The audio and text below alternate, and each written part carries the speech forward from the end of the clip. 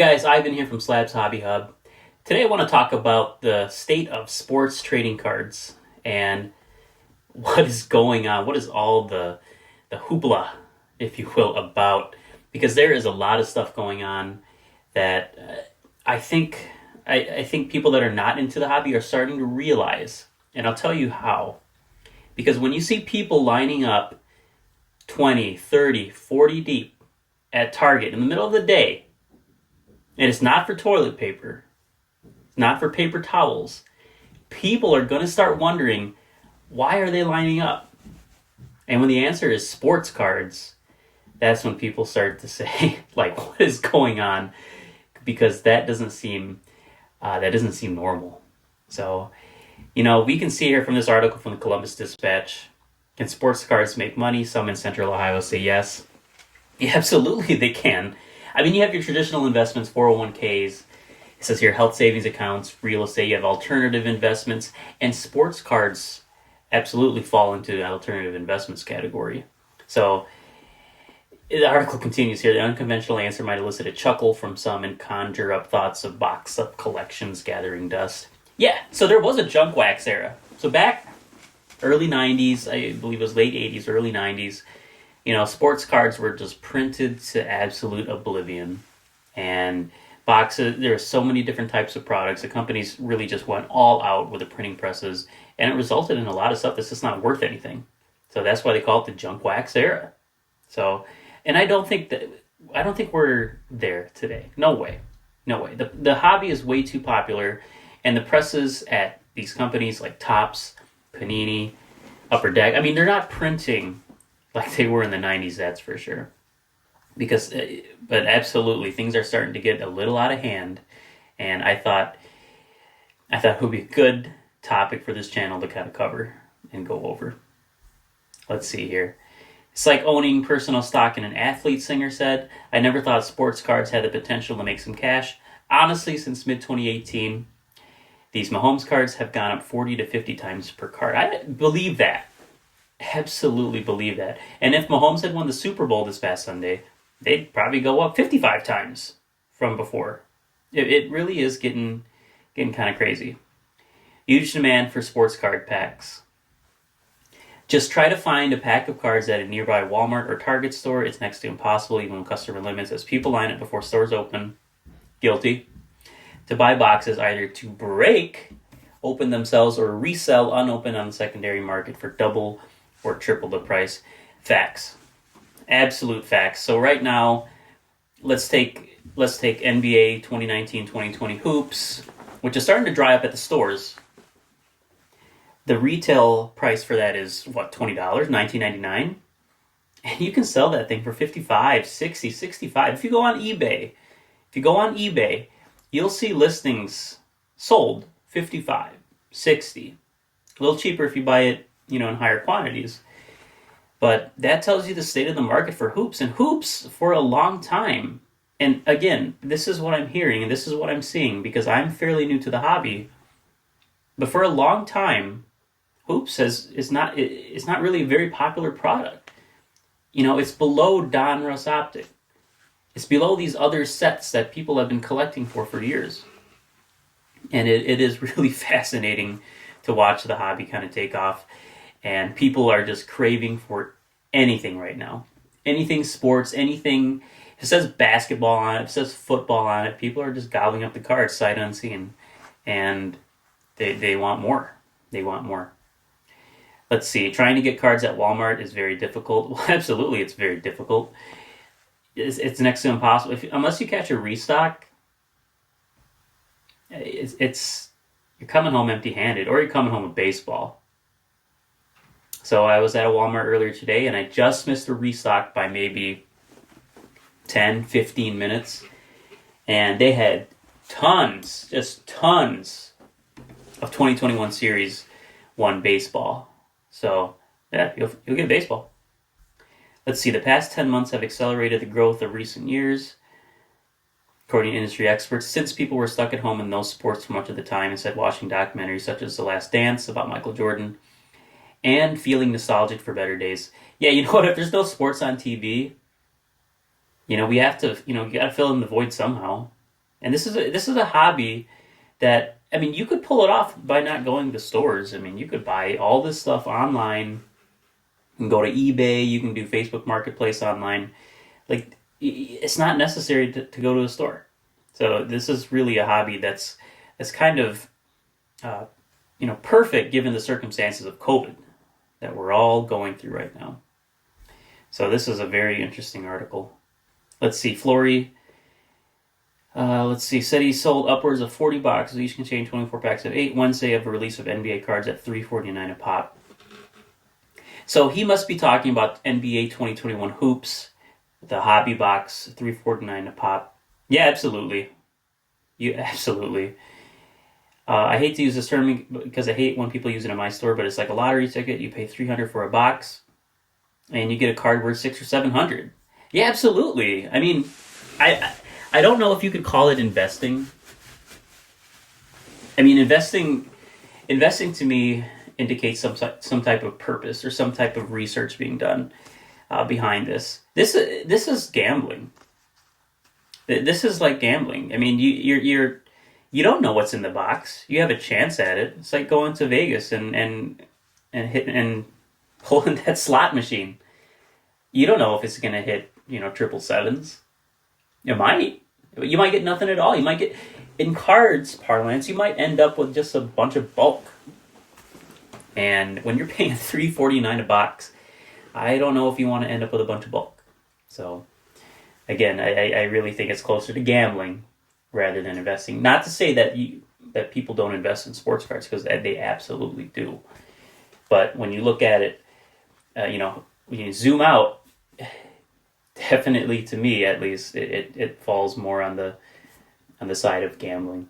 So I'd be curious to hear your comments. Go ahead, put those comments below. Let me know how you feel. Let me know what you're thinking about this. But it is very interesting. We'll go to the next article.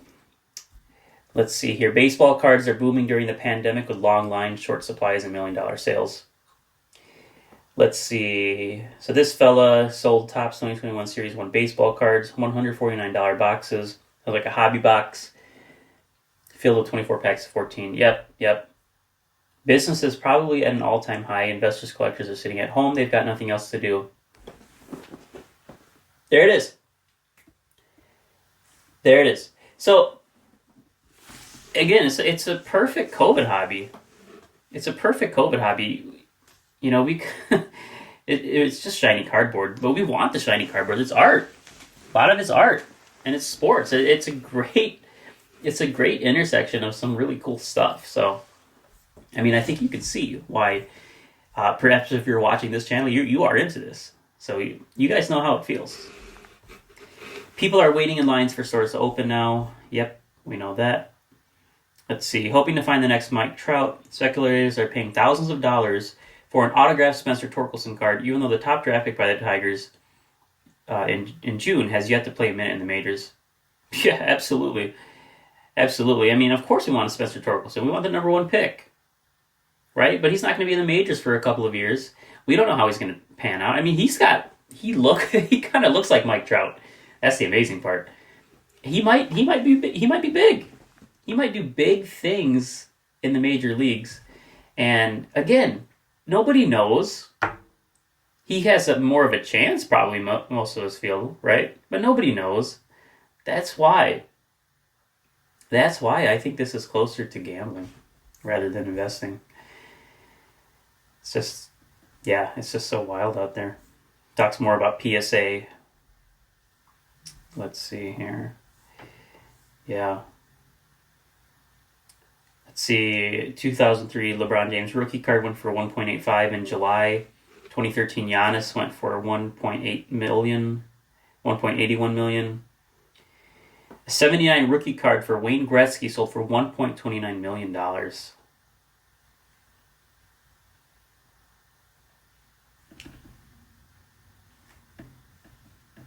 Wow. So, yeah. This is my life. I travel 100,000 miles a year in the air doing this. And I travel about 25 to 30,000 miles on the road doing this. This is all I do. He buys and sells baseball cards full time. Wow. 65K. I can't see what card that is. Oh, a Derek Jeter. 75K for this Tom Brady. And 25K for a Luis Robert. Wow. Wow. Wow. So retail. Take a look at this picture, guys.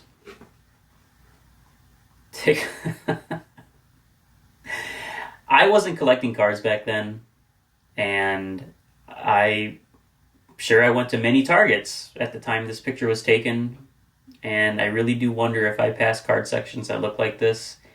And what can you do? You weren't in the hobby, so what can you do? And I'm sure many of you might feel the same way, looking at these old pictures and how absolutely full these shelves are.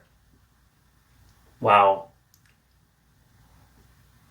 Prism Basketball Megas 2018-2019. Plenty of Donruss basketball. There's Donruss football. Plenty of Prism football. Wow. Wow. Let's see here what's at the bottom. Yep, blasters of everything. Unbelievable. See those Ultra Pros in the bottom? They're still there, though. They're still there. They've been sitting there for a couple of years, it seems like. Wow, look at this. Then you got the hobby boxes, the tops down there, the complete sets, I think.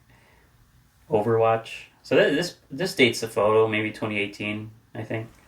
Because the 2018-2019 Mega for Prism Basketball. Prestige football. Wow. So okay, so there's so much in this photo. Let's see. It's a little different this time around, and it's become difficult to find trading cards in retail outlets such as Target and Walmart. Demand is certainly exceeding supply, unlike the early 90s when supply was rampant and demand would eventually dwindle. That's the thing. This is basic economics, people. Basic economics. There is so much QD, there's so much quantity demanded right now, and supply is not meeting. So what happens? The prices keep climbing because the demand is there. The demand is staying constant, but the supply never reaches. It's trying to reach. And I'm just not really sure. I'm experiencing all of this for the first time. So I'm not really sure what the fix is, but I think we absolutely need to get more product out to the stores, and it's just so hard for collectors right now. The demand for hot products such as Panini's Prism Football or anything basketball. This guy has done his homework. Locally in Madison, Wisconsin, I have countered. I think that's the ED off. Upwards of 20 people waiting for the card vendor. 20. Those are rookie numbers. They got to pump those numbers up. Because today I was at a store here in the Twin Cities in Minnesota where 30 to 40 people were waiting in line. And I was like number 20. So I was 20, and I just got baseball. There's no football, no basketball left. This Target had some weird rules. Should stores limit quantities? Speak of the devil. The Twitter account Card Polls asked that very question in March 2020, so almost a year ago, right at the beginning of COVID. Do you think retailers should limit how many trading card products you can purchase? 75% said no, 25% yes. Twitter account decided to revisit the topic at the end of the year to test collectors. Wow, look at that swing. What an absolute swing. 40% swing, guys. Because all of these people that are hitting yes, struck out, are tired of going to Walmarts, are tired of going to Targets, and getting absolute nothing. Throw in Meijer. So if you have a Meijer store, Midwest, I believe they're just in the Midwest, and those folks have really 3 big options for retail cards. Target, Walmart, Meijer. And they're striking out on all of them. So, yeah. If it means that you don't have to, hit a vendor every time to get some cards, I think most people will take that. If it means you can at least walk out with something every time you go to a Target or a Walmart, it makes a big difference. Let's see. I noticed the card area was roped off with a couple security guards nearby. It says here this Target is close to the University of Wisconsin, the Badgers. Security is always on duty. As I approached the card section, I asked if the vendor was stocking. One security guard holding an iPad said yes and explained the procedure. Those wanting a chance to purchase cards checked in by providing their name and phone number. Okay, so it looks like there's a virtual queue, and they would get a text message. Okay, this is really interesting. So here is the text message that this Target sent to this guy. Wow, that is really interesting. Okay, so you walk up to the employee that checked you in, standing near the cards, and we're allowed one box or pack. All of this for one. The only thing I saw on the shelf was Panini Prism Draft Picks Baseball. Peace, man. I'm out.